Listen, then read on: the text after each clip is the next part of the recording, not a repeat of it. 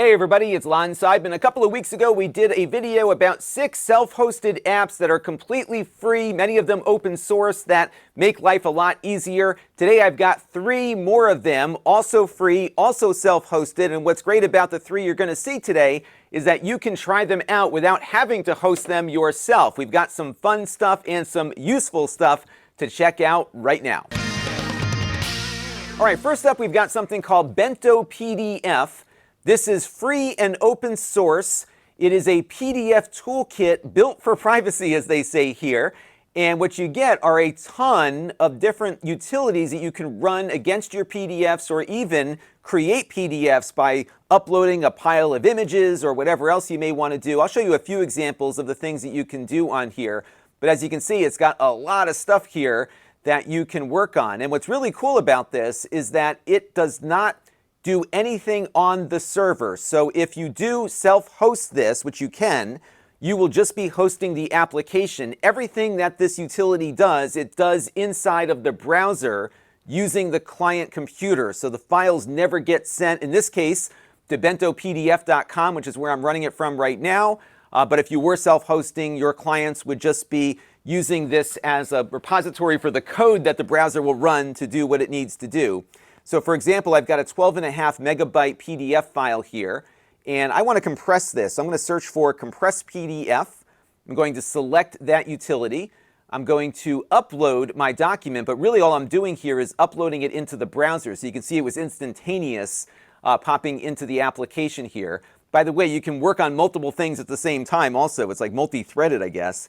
And they've got a couple of different presets here. This one is called condensed, which will preserve URLs and some text selection, but if you really want to make it as small as possible, you can use their photon engine here, and then you can also adjust how it applies that algorithm to things. They do have some custom settings that you can apply if you want to get more granular, but I found the basics here seem to work pretty well. So we're going to do the heavy-duty one here. It will sometimes warn us about the fact that we might lose some functionality of our PDF, and it's going to run this, but again, this is running on the browser.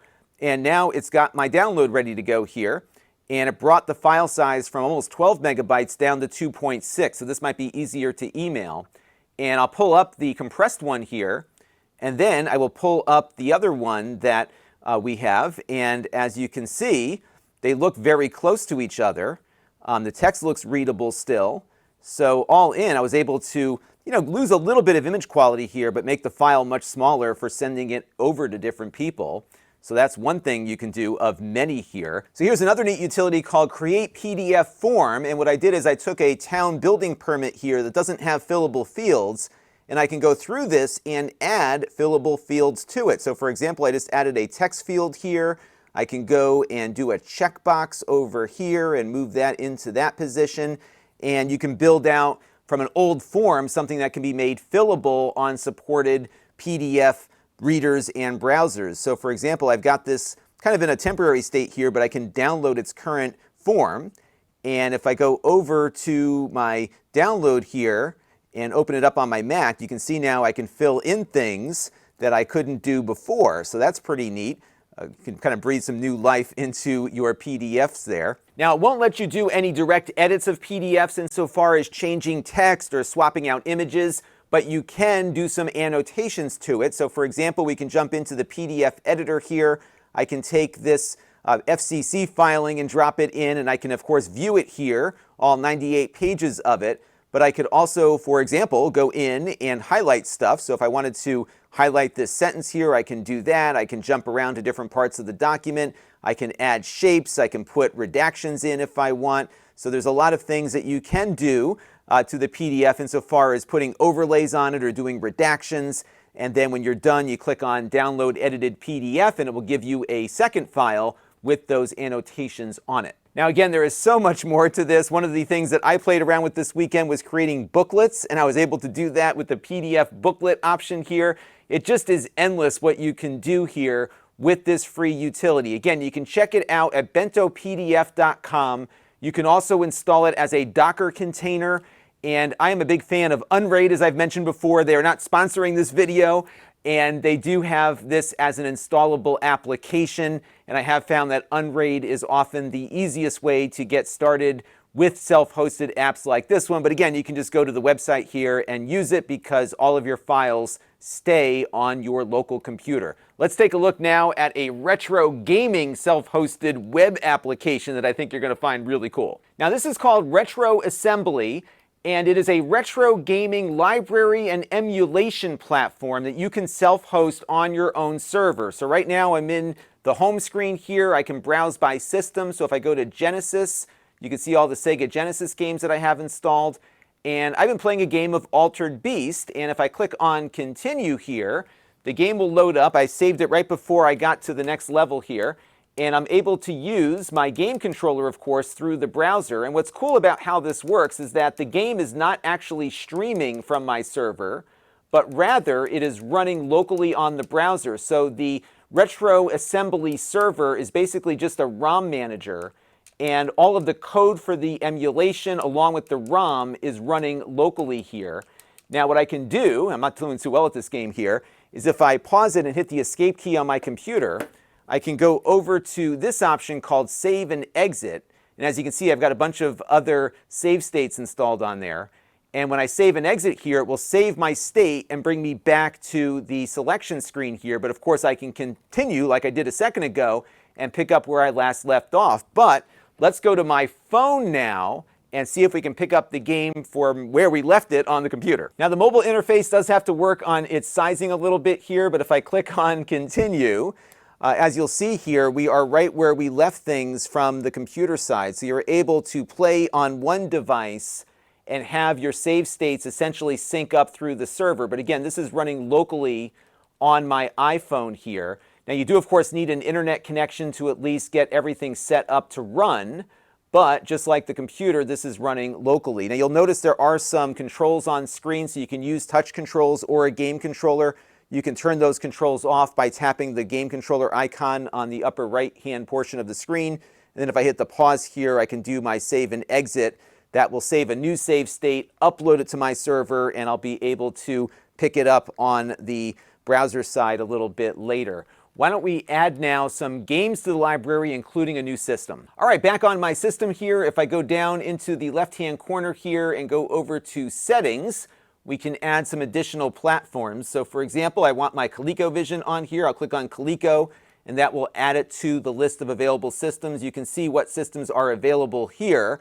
Now, of course, we don't have access to like the Saturn and some of the other higher-end systems, but you do have a good selection here, especially of 80s and 90s stuff that will run great inside of a browser, including the PlayStation. Now, of course, the performance of the emulation will depend on the client computer, so your mileage may vary on some of the higher-end stuff like the PlayStation. Unfortunately, it doesn't support Sega CD or the TurboGrafx 16, but a lot of the cartridge-based games seem to be working fine here. So now that we have Coleco enabled, if we go over to ColecoVision, you can see we have no games in it now. So if I click on the Add button here, I can jump over to my directory where I've got some games stored. I've got 4 different Coleco games here, some of my favorites that I can load in.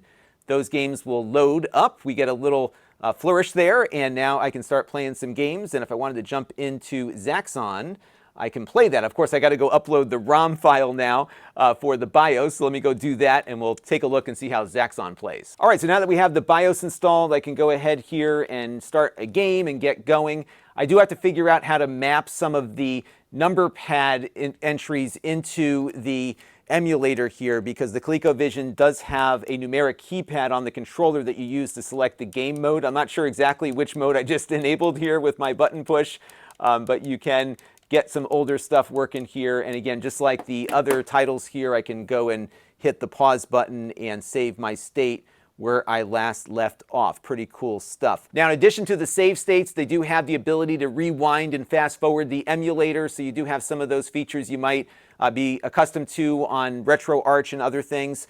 You also have some emulator level settings you can adjust here. So for example, I'm in my Genesis library. I can apply different filters to the screen here, different shaders for how the screen might look. And I also have some emulator-specific things that I can adjust inside of here as well.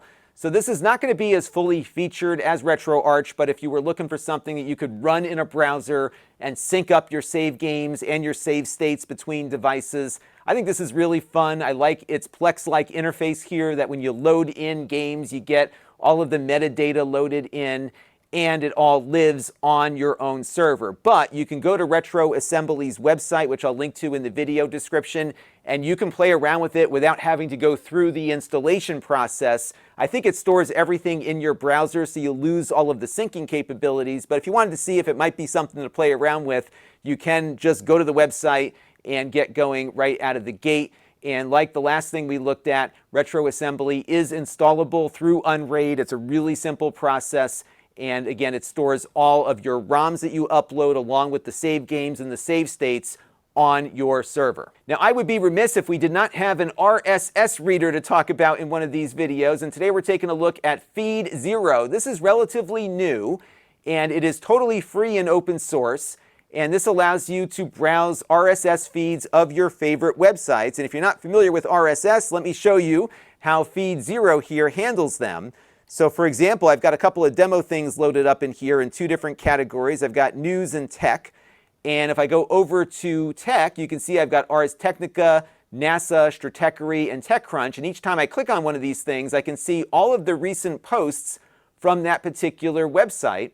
So for example, I can see some news here about a Indian launch startup, but I only get a small snippet of the article. And many times when you're browsing RSS, you have to click on the link to get the full text here.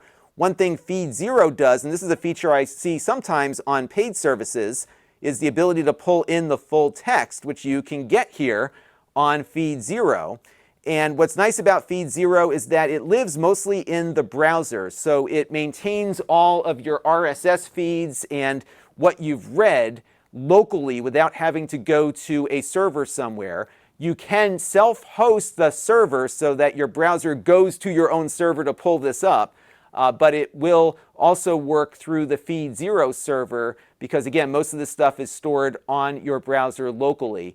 Now, if you are not using the self-hosted version, they have a cloud sync available, and this will encrypt the subscription information on your device before storing that information on the Feedzero server. And if you are using the self-hosted one, I believe it will only sync up with your own server. So it is secure in both applications here, but it is something that I think is a nice alternative to some of the paid services, especially if you just wanted a simple way to browse your feeds.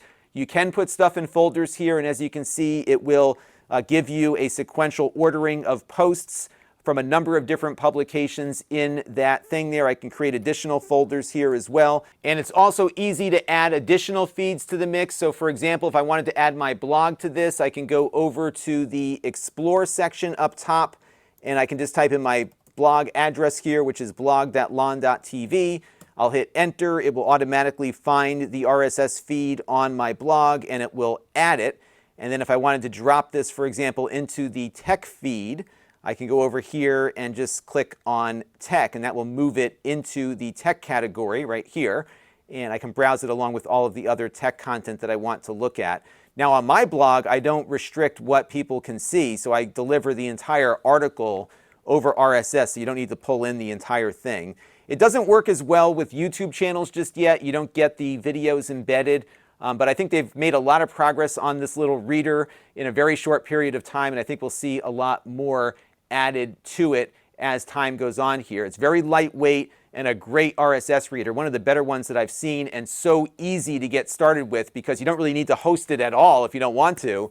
And you can secure your feed, store it on their server, and nobody can look at it unless they have your secure passphrase. Now, Feedzero is free and open source with an MIT license. You can find it over at GitLab. They do have instructions for self-hosting it if you wanted to do that. There's no Docker option yet, so I didn't see anything on the Unraid application store for it, but you could probably containerize this if you know what you're doing. What was fun about this group of self-hosted apps is that they do have options that you don't need to host yourself because most of what you saw today just runs inside of your browser. And it's really amazing how powerful browsers have become from an application standpoint, where you can run emulators and run your own feed reader and run a PDF editing application all inside of a browser and work essentially locally, even though you're pulling the code off of a server And that server, of course, could be one that you own and control. Again, I really like Unraid for this stuff. I do have a video about Unraid I'll put down below in the video description. They did not sponsor this video, but if you're new to containers and new to Docker, this is a really good way to get started because it does help you get your head around how these things work, and you can get these containers spun up very quickly and start self-hosting stuff like this yourself. That will do it for this one. Until next time, this is Lon.TV. Thanks for watching.